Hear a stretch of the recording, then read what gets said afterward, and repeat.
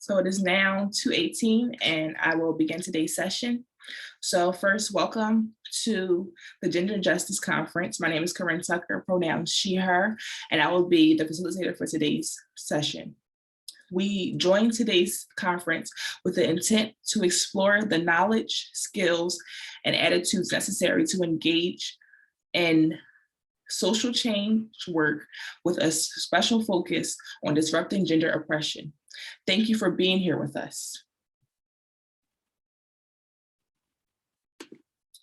You are currently in the session, Consent, Sexual, Social, Professional, and Beyond, which is a student panel. Just a note, we'll be recording our session today.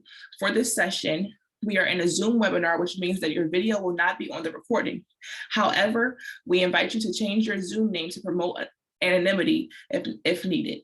In addition, please note that we have an ASL interpreter as well as live captioning available during this session. I'd invite you at this time to use the rename function on Zoom to include your pronouns next to your name. In addition, Lindsay Mosvik will be our Zoom moderator for this session. Lindsay will monitor the chat. If you have any questions about technology or how to access the live captioning, please use the chat and we will do our best to answer your questions. In addition, Lindsay will help ensure we are all upholding our community agreement, which can be found in our conference support hub. If at any time you're in violation of our community agreement, you may be asked to leave. During our session, we support the course of healing each individual takes after having experienced harm, and we are committed to creating a safe virtual space where our audience members feel supported upon entering. In today's presentation, we will be discussing topics around consent, which may include conversations about sexual violence/harm, intimate partner, dating relationship violence/harm, gender-based violence or harm, misogyny, racism, racist harm, and transphobia or anti-trans violence or harm.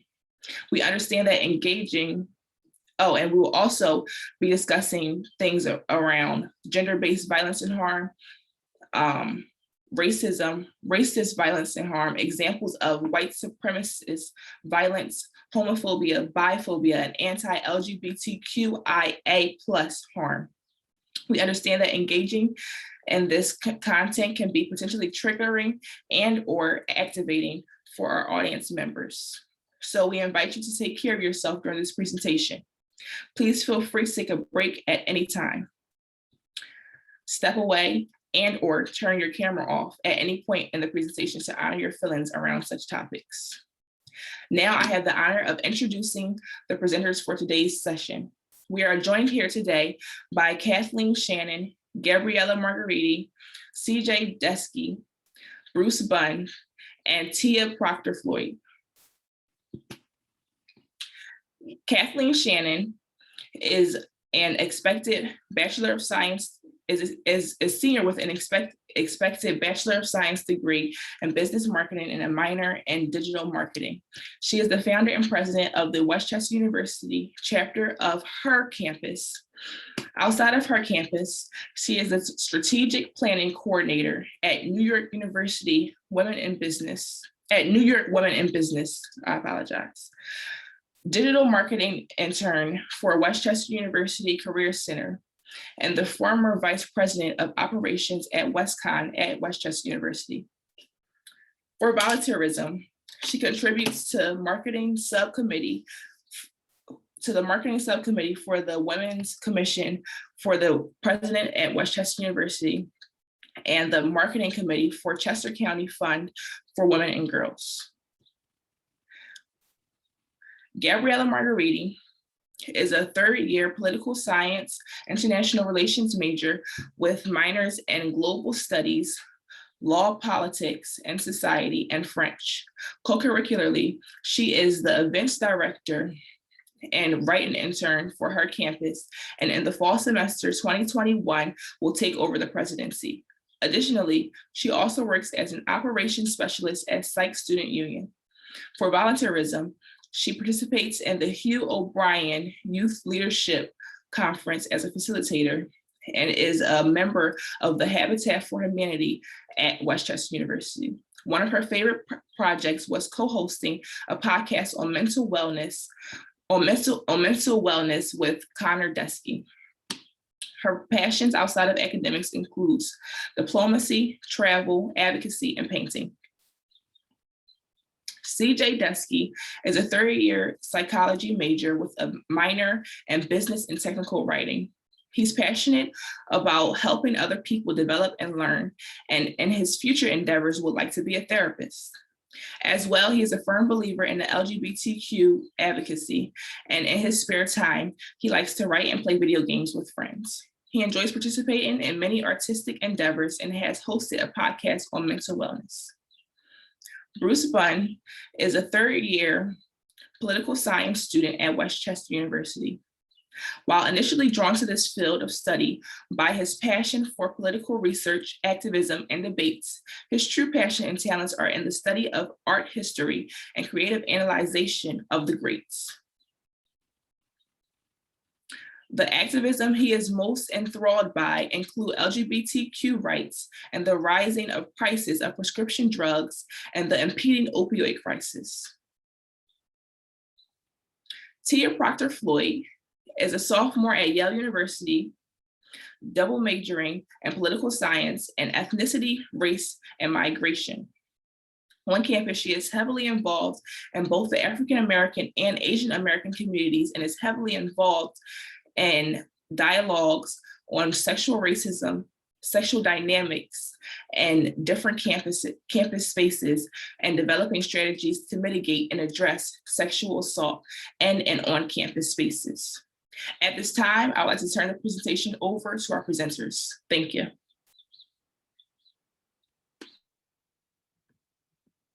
Hi, everybody. First of all, thank you so much for coming. My name is Tiya Proctor-Floyd. I'm here from Yale, zooming to you live from my dorm room, and I am super, super excited to be here.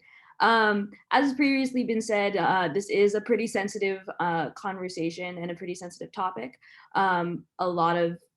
We're drawing from a lot of personal and collective experience as we move forward in this conversation.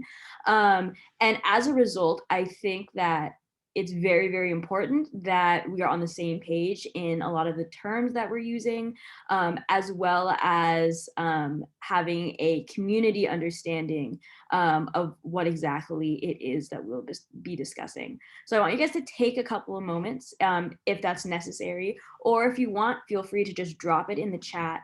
But I would like you all to open that chat function and type what you think a definition is, or like an understanding of what consent means. And we're going to take these definitions and then we're going to kind of workshop them, and then we're going to move forward and start exploring what that kind of means for us as a community. So I'm going to give you like a minute. Hopefully we can do that by 2:27, 2:28 tops. And then I would love to see us move forward.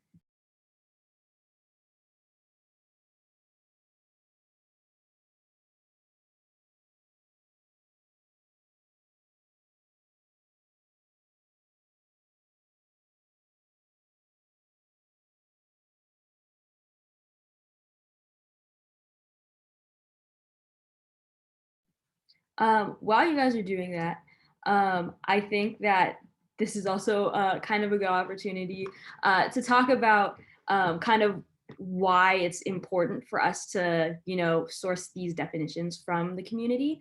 And part of that is because consent is not something that only one person engages in, right? Consent is essentially a dialogue between any two people, or a person in their community, or a person in a larger society, right? So when you think about what it means to give consent, you can just think about who's involved in the giving of consent, right? What does it look like to give consent? Are there specific words associated to consent?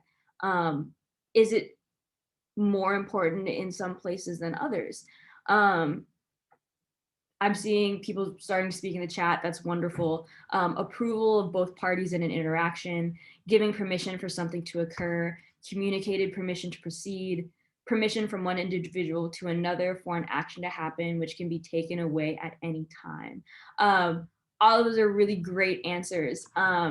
I love the addition of the idea that consent can be taken away at any time, right? Consent is not something that exists singularly, but exists fluidly.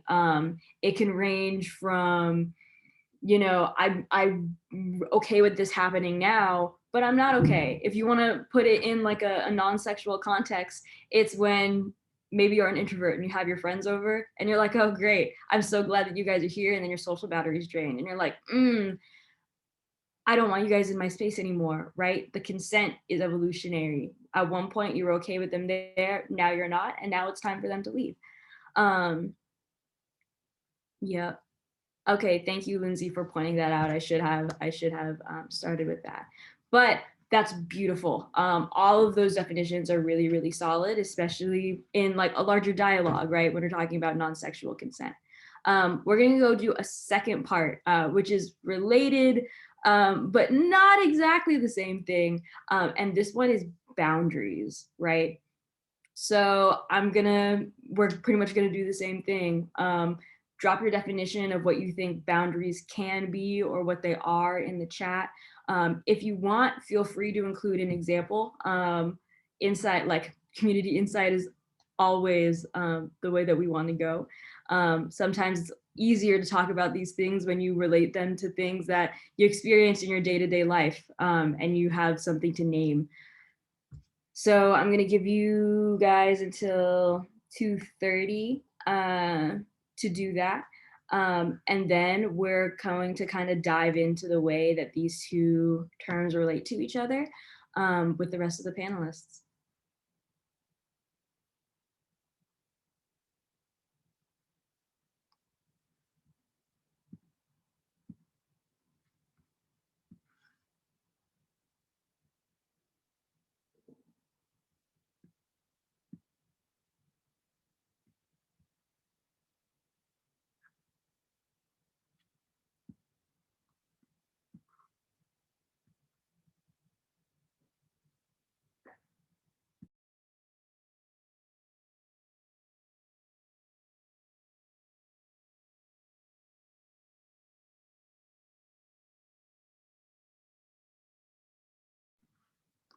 Okay, I'm seeing guidelines set for your own personal comfort. That's great. Boundaries are only modified by the person setting them. That would be like a consensual modification of boundaries, right? When you think about the way that the boundary setting process works, if someone sets your boundaries for you, that's not really your boundary, right? And that's why that the only modified by the person setting them is really, really great. Ways we care for each other while caring for ourselves. That is a wonderful addition as well, especially because boundaries are super, super central to any healthy communication, right? Clearly articulated and clearly communicated boundaries will create very powerful and very strong foundations for any conversation and any relationship to move forward. Thank you for those answers. As you can see, like this isn't a teaching thing, right? You guys know things about consent and you know things about boundaries, and now we're just moving forward in the different ways that we can think about them. So thank you so much for letting me do that little exercise with you. I love community input and I love community interaction, but we're going to kind of move on to combining these two terms. Namely, how do these definitions relate to each other? And so now I think we're going to open it up to all the panelists. And I'm going to say these questions. I'm going to start with these questions and I will also drop them in the chat for everybody to see. So our kind of three questions for this section are: one, how do you think that consent and boundaries relate to each other? Two, if you feel comfortable, do you have any examples? And three, considering that they exist on a spectrum determined by a lot of individual like components such as comfort levels and personal rules, how do you see sometimes the relationship being blurry or complicated, and what can we do to kind of remediate that? Again, I'll be dropping these in the chat, and I would love to hear from the other panelists on what they think on these 3 questions. That was wonderfully said. Thank you so much for that beautiful, beautiful intro. One of the points that I really saw in the chat that I loved was that boundaries are a way of caring for yourself and exercising control over, your own autonomy and your own self-comfort. And I think that's really important to touch on when you're talking about establishing boundaries with others in a way that is like conducive to conversation, right? Like, for example, an example that I have that I would like to share would just be like, some people are extroverted and some folks are introverted. And while those are both lovely and okay, I think a really common way that we express our boundaries would be in the way that like we spend time with others and like the ways that we choose to recharge when we need it. And I think that that's a really common boundary that's expressed daily. So that would be my input for this portion. Thank you. Yeah, I would say that I think it's important to know that while boundaries are set for a reason, that as we grow in our relationships with people, that boundaries can change and they can grow and develop. And boundaries sort of exist between each individual in a way, so that, when we are having, relations with anyone, there is consent involved in getting to or even crossing certain boundaries that may exist between other people. So I think in a lot of ways the two go together, but they're so unique to each person that I think the best way of knowing them is by knowing yourself and where your boundaries lie, and who is, able to go so far with each one.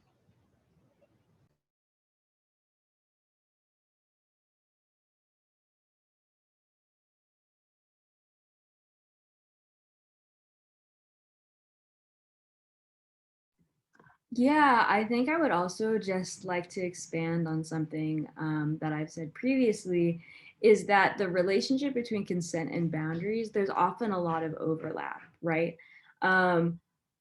Oftentimes, I think it can be framed as I will consent to everything up until my boundary.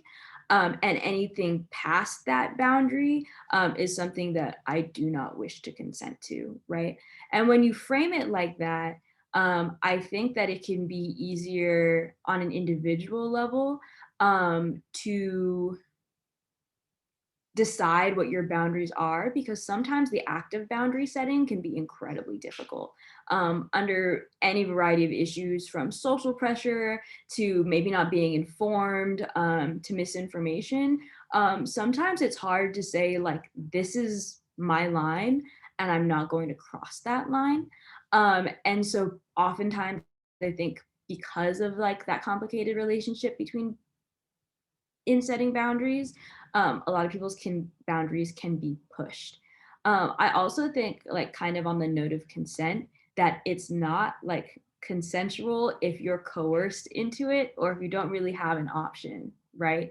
And this is like, we're speaking about these terms in very broad ways for a reason, because both of these terms are also incredibly important in things like your workplace and your academic life, where it's not really consent if, say, you're working and your boss tosses a stack of papers at you and is like, hey, I need this extra work done. Either you do it or you get fired.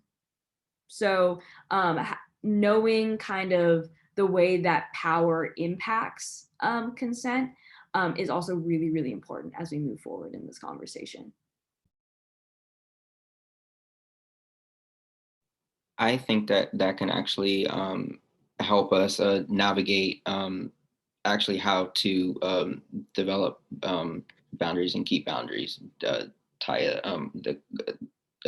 to go along with the second question that you have, well, the third question that you have listed there, because you are right, it is difficult to set those boundaries, especially with friendships, definitely lifelong friendships. Because if if your boundaries do change, and your consent is definitely taken away, that could definitely shift. It shouldn't shift how you view a person, but in some cases it definitely does. And that creates an even bigger problem. So I feel like along with that, we have to be considerate of not only the person's boundaries, but maybe their emotions as well, because we're dealing with not only like strangers, coworkers, but we're also, yeah, we're dealing with lifelong friends who, you know, we definitely care for, and we don't want to make them be victimized in any way.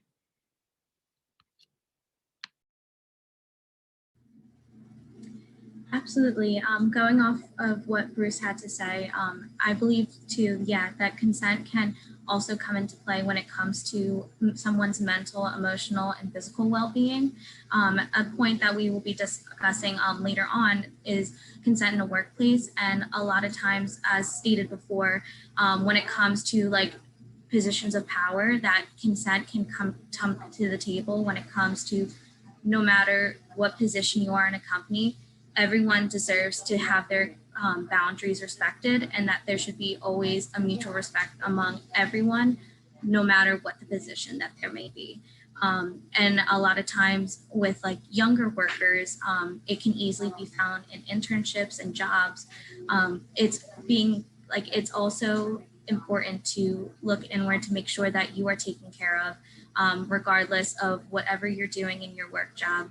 You always want to make sure that you are being respected and that you are also showing that respect and that consent and boundaries towards others as well. Yeah, no, I 100% agree about like that, especially the continuous like respect of consent and boundaries, because I think you start thinking about it and it becomes pretty apparent pretty early on that like everything you do in some regard has to do with consent and boundaries. In your friendships, in the way that you interact with a stranger on the street, in the way that you can share communal space in a library, right? There are expectations and there are boundaries, whether implied or explicit, on what you can and cannot do.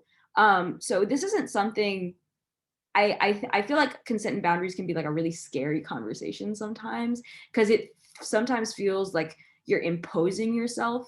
And I think that's often because we find ourselves in spaces where boundaries and limitations are imposed on us, but we don't really get to consent because it's part of a larger social contract, right? So it just is. And if we want to be part of this larger community or larger society, we have to consent to those boundaries and limitations.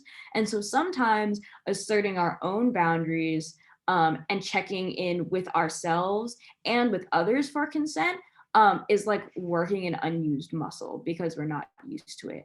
But like at the same time, working that muscle and becoming familiar with that process is so important and so powerful in developing like the way that you communicate with others, both in your interpersonal relationships, in your casual relationships, and in your professional and academic environment, because it really comes down to self-advocacy. But to say that it's only about self-advocacy, right, of saying this is what I want, this is what I need, it also comes down to keying into other people's self-advocacy and being like, I see that this is what you need, I see that this is what you want, and being able to respect that as well. So it's really one of those two-way streets, right? Consent and boundaries never exist in the context of a single person. They contextualize whole relationships between individuals and societies.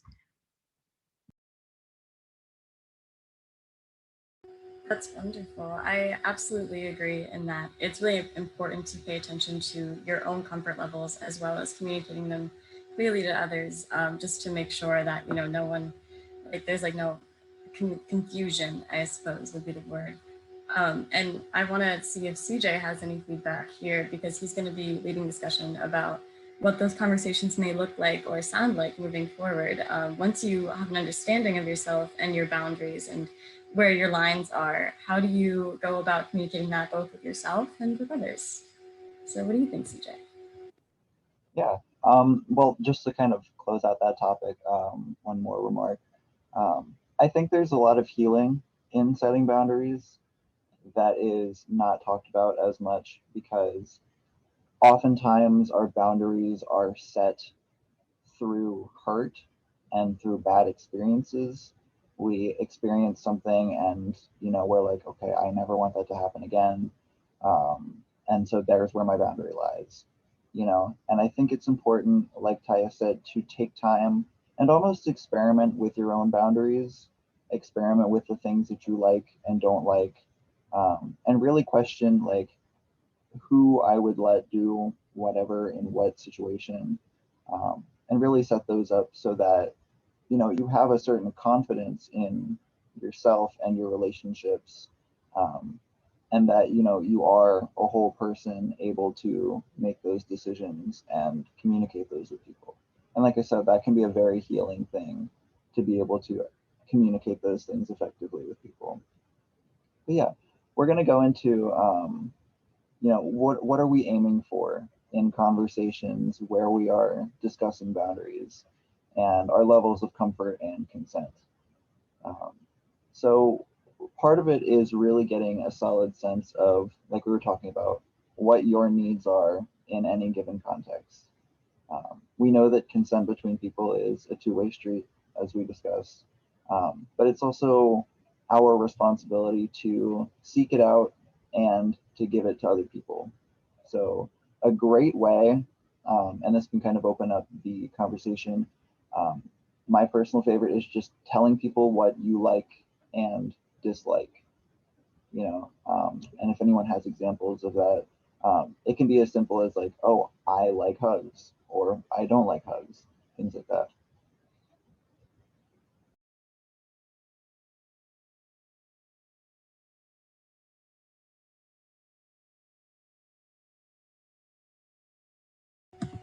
Yeah, if anyone wants to place their answers in the chat, please feel welcome to do so. We would love to hear some of your feedback as well, in addition to our own. I know that when I'm like first meeting friends, one of the first things, since I'm a very like touchy-feely person, one of the first things that I like to pay attention to is their just like physical boundaries, like how close they like to stand to other people, how, as CJ said, if they like hugs or not, like what their physical limits and boundaries are. So that would be an example that I can think of off the top of my head, like just like making sure that I don't overstep on anyone's sort of thing, because I don't want to make them uncomfortable in the space that they choose to exist in and in the boundaries that they choose to have for themselves.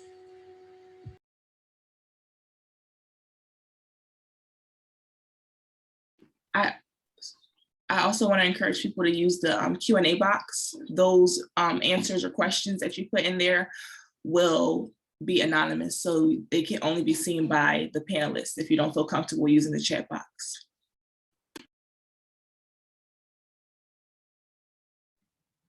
Thank you. I was literally just thinking that right before we launched into this. I was like, wait a second, we forgot to clarify. But to kind of expand on what Gabby was saying, for me, my favorite form of exercising boundary setting is when somebody sends me that when to meet, I never say I'm available on weekends, because I don't want to meet with you on a weekend.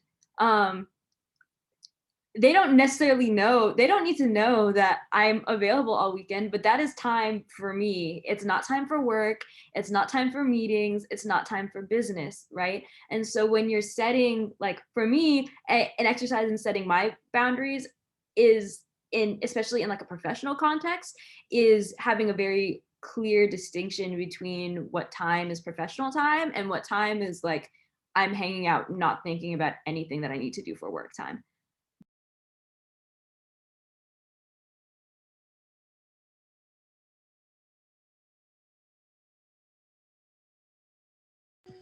Absolutely. I love that you decided to like just siphon out like especially weekend time, because I know as students it can be really difficult to have time to yourself, especially when everything is virtual. And I think that's a wonderful example. I'm interested to hear if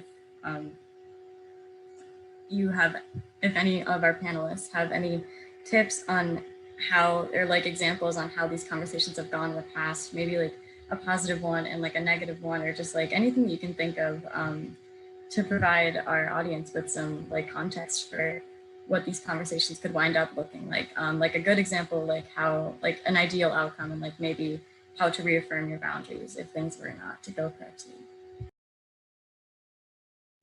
I actually have a small story about that.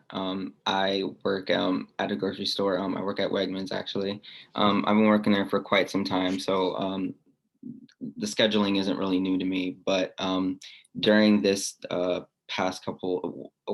during these past couple semesters, it's been a little bit hard, like balancing work and school, because we have some professors adding on work, and my time management isn't really great also.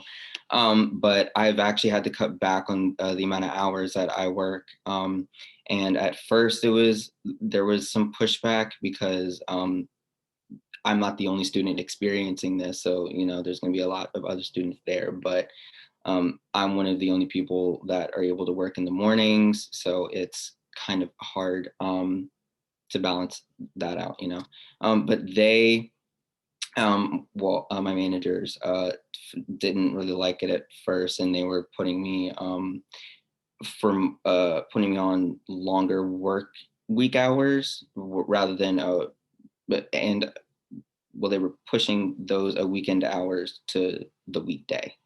I mean, so it wasn't really helping my situation.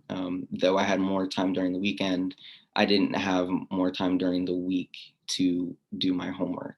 And I kind of had to threaten quitting to, kind of stand my ground and to make sure that I'm both able to, have money in my pocket and also get an education, which are both important to me.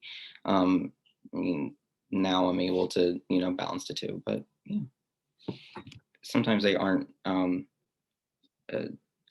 having these conversations aren't always nice. They're always going to sometimes have some pushback, especially in professional settings.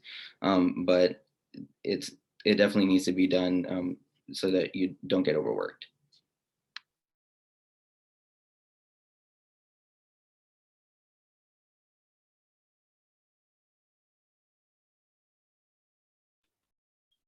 I have a question for the panelists.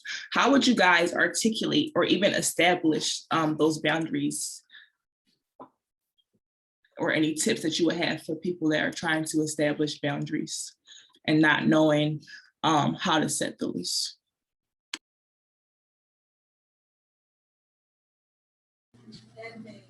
I can help answer this one. So when it comes to consent, a lot of times I feel that people have a pressure on their shoulders to be told to say something in a certain way or to get it done in a certain way, where it can be just a very casual conversation where you can just say, hey, I don't feel comfortable with that, or hi, you said this statement, I'd rather it go this way. Just kind of setting forward what you are expected for people to treat you as, to self-advocate, as well if you see someone else in the situation. And maybe if it's a workplace, maybe it's just casual conversations, you can always talk to that person, say, are you comfortable?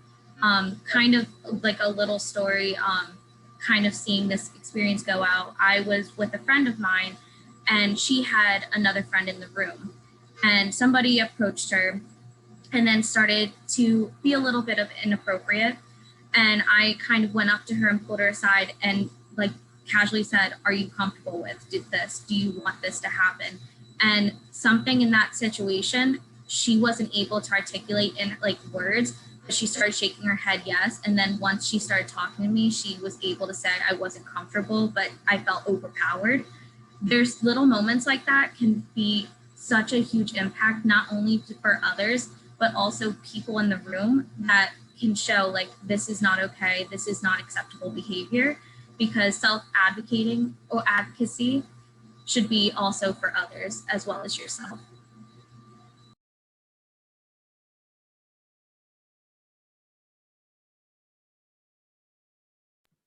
Yeah, and I think to expand on that, first of all, 100% on the importance of self-advocacy, but I would also say that it can also be really beneficial to lead with an action that you want to be taken. Because oftentimes you can express, I will be uncomfortable, or I am uncomfortable. And they're like, okay, well, what do you want me to do about it? Right. And like a lot of people are nice. Some people are jerks. And I think we can all think of people where you said, like, oh, I'm uncomfortable. I don't like the way that you did this, or what you did hurt me. And they're like, oh, well, I'm that's just the way that I am. Or like, oh, like, sorry. And then like repeat the behavior, which is like a larger pattern of harm.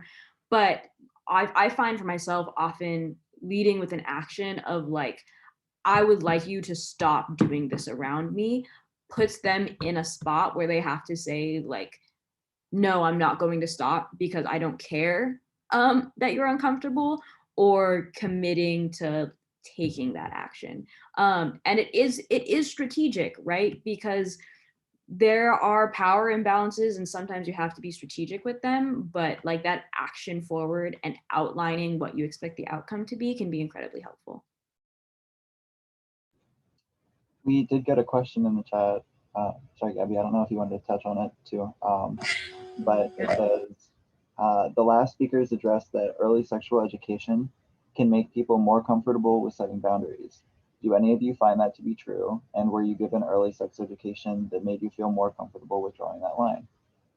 I know personally, I wasn't really given that early sexual education, especially being a gay man. You don't really get that kind of education from schools, or at least I didn't have the chance to. So I've actually found it more difficult. So kind of, you know, the opposite of what this question is saying, like I didn't get that, so I find it a lot more difficult to set those boundaries. And I think that has in some ways led me into some negative scenarios. But I want to open up that question to the rest of the panelists, if they have actually had that education. So while I didn't have, I was in a similar situation to CJ. I grew up in a very small, like suburban town, so I didn't have access to that type of sexual education. And a lot of it came from just me doing my own sort of research and like looking into what consent looks like and what proper sexual education looks like.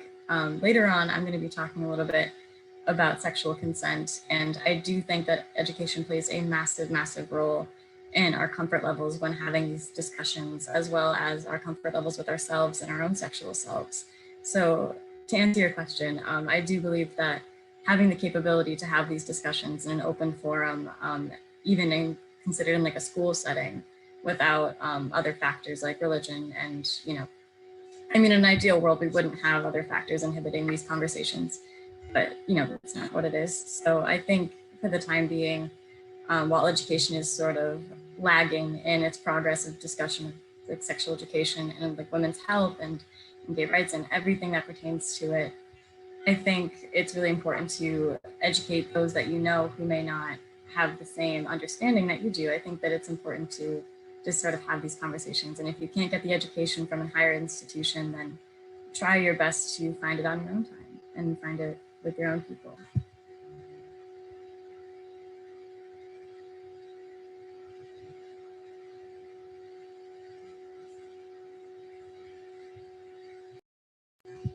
If no one else has any input in this further question, I think this would be a really excellent time to move on to Katie, because she has some excellent words of advice for us. You're welcome. About consent in the workplace and what that could look like and those boundaries. We also have some things in the Q&A box if you guys want to check that. You can see it. Can consent be nonverbal, and should it be verbal? I know later on when we talk about sexual consent, I'm going to be touching on what consent can sound like and what that can look like. Consent can absolutely be nonverbal, but I think it depends on the instance that you're, like the person you're interacting with, and your understanding mutually of each other. I think in ideal situations, one would be willing to express their consent verbally, but it's not without understanding that this is not always the case.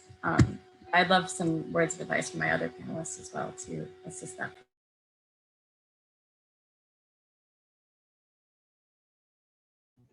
I think it should be both.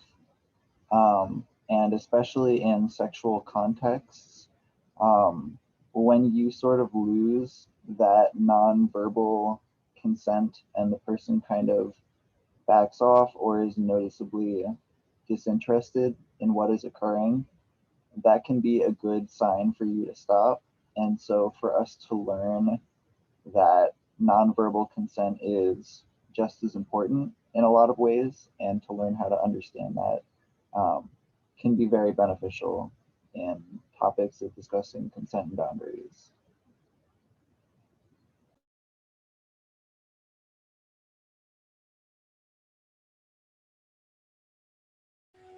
There is one more question in our Q&A box. Thank you so much.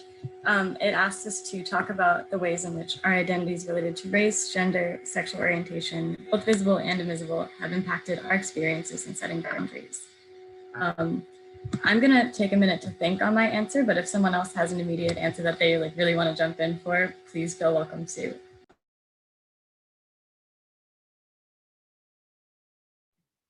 I can talk about this because I think a lot of my work revolves around this. So for a little bit of background, I am Black and Southeast Asian, and I'm also bisexual. So queerness and like navigating the way that race influences my life together, wonderful, wonderful experience. Kind of a headache a lot of the time, but also a very, very fascinating experience. And I would say that for me, there came a time, having grown up in a community of color, having grown up to parents who had always told me, like, authority is fake. Just because that's what they told you to do doesn't mean that it's the right thing that you should do, and that you should always question it. Coming to a space like Yale that was very, very white, and entrenched in a lot of like institutional tradition, I was very much out of my element. And I became very acutely aware that the boundary setting practice that I had grown up with, because I did receive very early sexual education, and I do find that that did help with establishing my boundaries.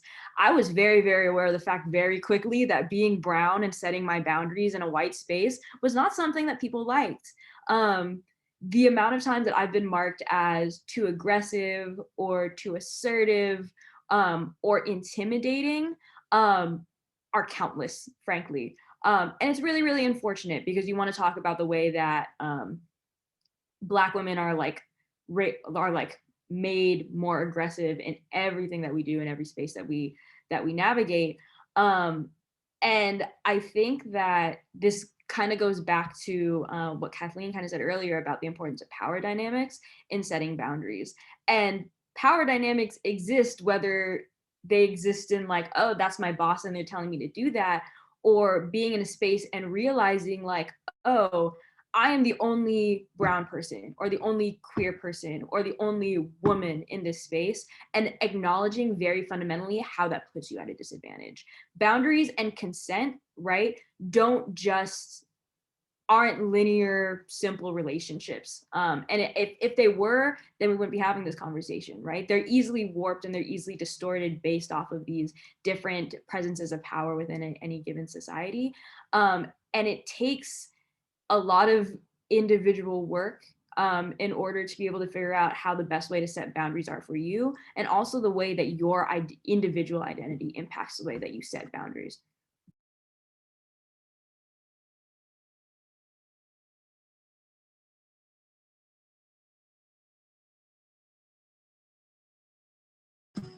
Katie, if you want to open up the discussion about professional consent, this would be a lovely time to do that. And that was wonderful feedback. Thank you so much. I'm not sure, I'm a bisexual woman, but I'm not sure I have a ton to say about expressing my own boundaries in a really, really difficult context, other than just working in restaurant settings and bar settings. There's been a lot of sexual harassment that I've encountered And I'm sure any woman here who has worked in a bar or restaurant, or not even woman, any person in general, truly has something to say about that and what that looks like.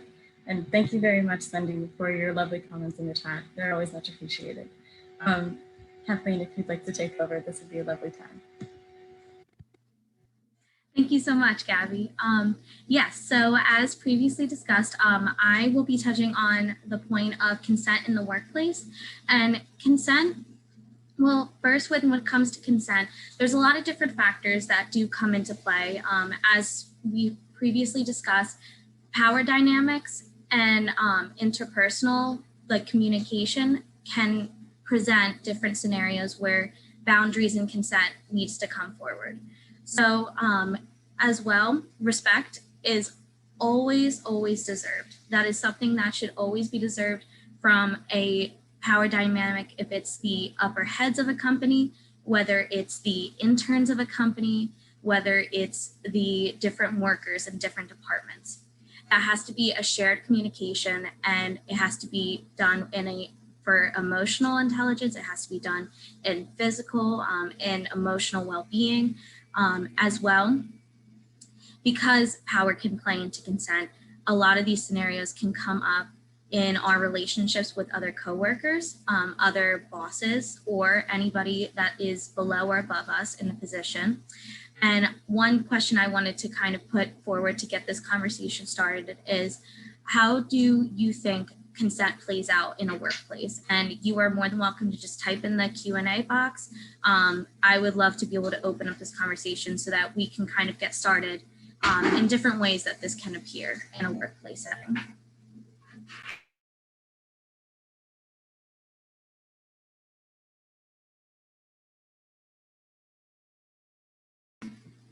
And as well, if any of the panelists here would like to add on any points that you believe that they intersect, I would love to hear your responses.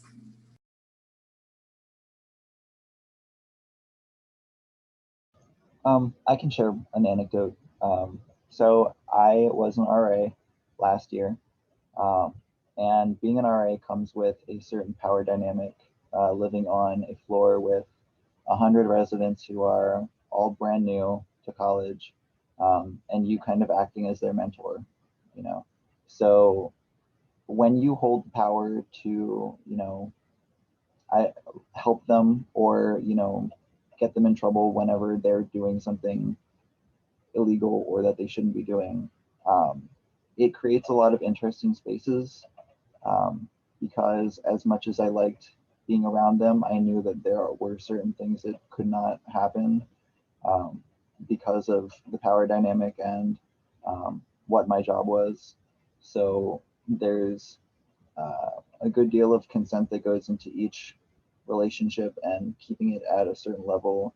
And that power dynamic creates more boundaries, I would say, if anything, in that certain workplace, because like I said, there are just things that you can't do. So that's how that played out for me.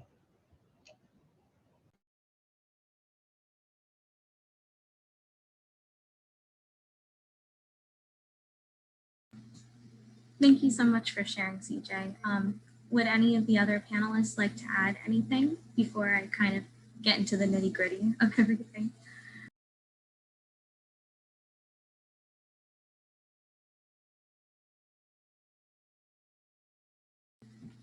All right. So to kind of dissect, to explain where this can come forward, I will be talking about harassment. If this is going to be a little bit of a heavier topic, so please be sure to take care of yourself when discussing this if you need a break. I will be discussing different ways that this can come up, and a lot of ways this can come up is verbally. When you're in a certain workplace setting, I'm speaking on behalf of previous experience when I've been in office settings, a lot of different dynamics can come into play, especially when there's forms of authority that is in a room, as well as other coworkers with you. There was, to back this as well, NPR conducted a survey in 2018 where they selected a group of Americans to come forward and talk to them about what they thought was inappropriate or very appropriate when it came to conversation settings. And a lot of these topics discussed sexuality. It talked about maybe when it's talking about boundaries, somebody coming up too close to you, or maybe touching your back when they're discussing something with you.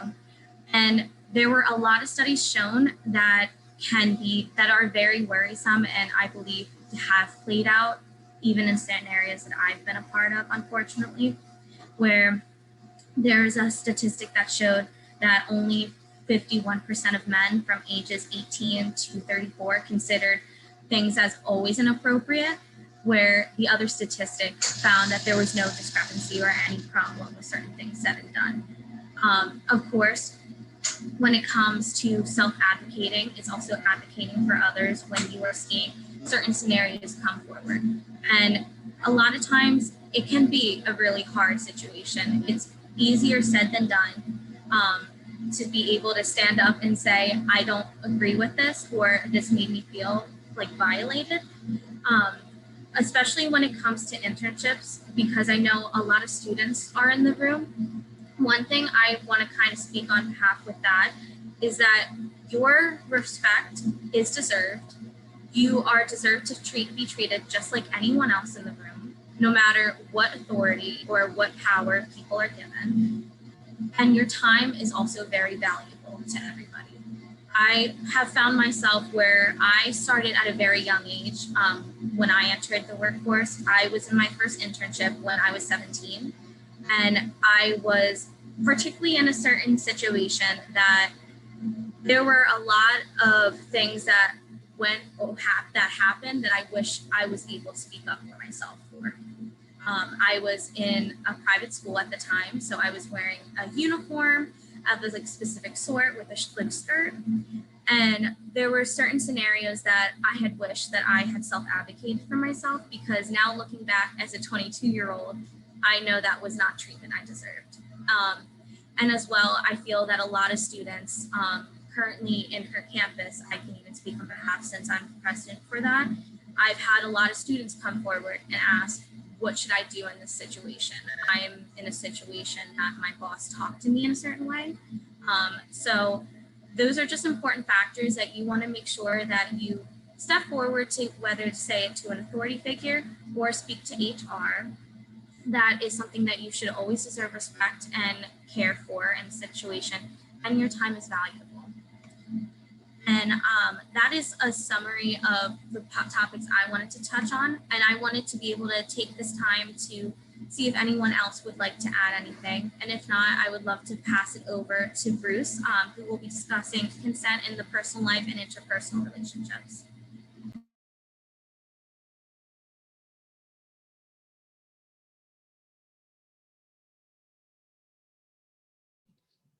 Okay, so if nobody has anything else to add, or oh wait, do we have a? Okay, yeah. So if nobody has anything else to add, I'll be moving on to consent in personal life and interpersonal relationships, which this combines both friends, family members, and coworkers even, and this can be mixing with also your mental capacity and your emotional capacity with listening to your friends and people that you work with and people that you live with. So when talking about that, I actually have a quick story about that. When I've actually had a couple friends who have struggled with depression and anxiety, and a lot of the hardships that people deal with, and as friends, we all want to help each other, and we all like to hear our friends, but to a certain point, we all have our own boundaries, and we all realize that though we love to help our friends and we love to just help them through troubled times, we also need to take a step back and look at our own mental health and take care of our own mental issues, and make sure that though we are helping the people that we know and the people that we love, it's not going too far to the point where we're greatly impacted by that. And at that point, you kind of need to take a step back and give yourself some alone time and allow yourself to, recoup and discuss with yourself, is this something that I want to further initiate with that friend or that person? And if it's not, you can, kindly discuss with them, this isn't something that I would like to discuss with you any longer, other things like that. This question can actually go out to everybody actually dealing with that. What are your personal and physical boundaries in your relationships? And do you understand other people's boundaries? And how do you understand people's boundaries? That can go to the panelists real quickly, or to the attendees.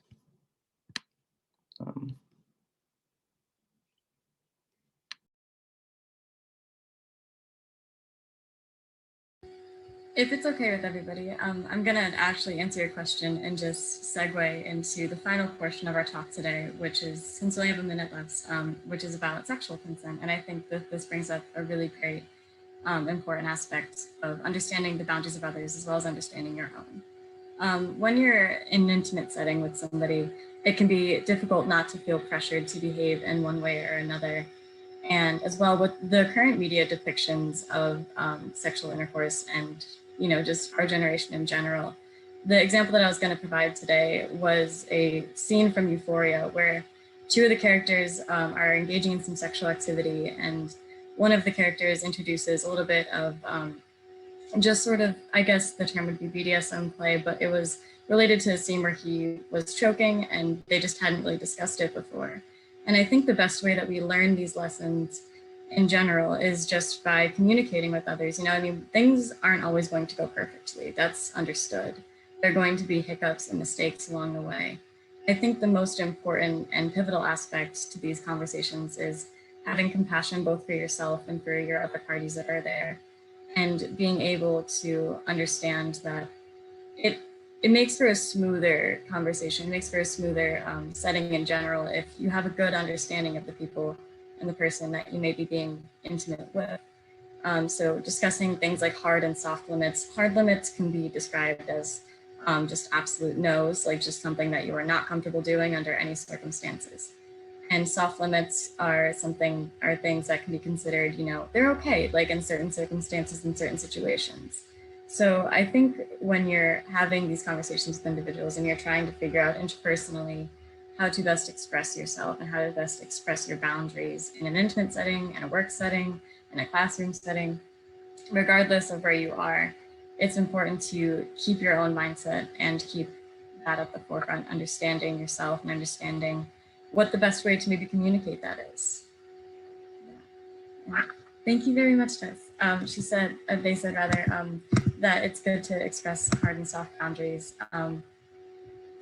Consent doesn't ruin the mood. I absolutely agree, and I love that. That's a really, really important aspect of this as well.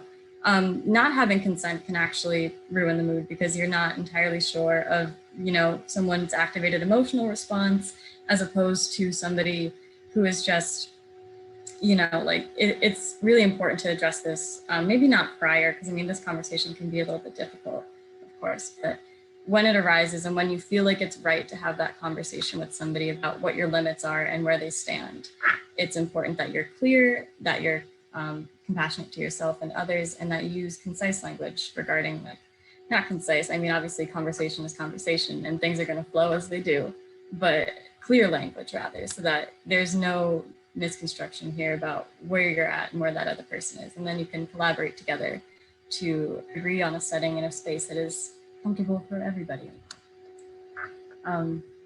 With that, we are at our time limit, and I wanted to just say a very, very warm thank you for all of our attendees and panelists today. There was some beautiful, excellent discussion, and I genuinely enjoyed hearing everybody's feedback I know I learned a lot in this panel and a lot from this session, even from my fellow panelists and especially from the audience. Does anyone else have anything to add that they would like to say? Thank you. Yes, thank you so much for having us. And I was so happy to be able to be a part of this panel with these wonderful individuals. Thank you. And thank you for all of you guys for sharing your stories. Definitely need to hear them. Much the same. Thank you. And thank you for being such an interactive audience. You guys are great. So if no one has any other questions, we want to say thank you again to the panelists for joining us today. And thank you to our participants for your time, your energy, and commitment to gender justice. So please consider filling out our evaluation, which will be sent via email. And please visit this QR code, which is displayed on the screen, if you need to record your attendance for today's conference. We hope you join us for our session immediately following this one. It's titled Alumni Spotlight, I Said What I Said, or our other sessions later today. To learn more about those sessions, please visit our conference hub. Thank you again.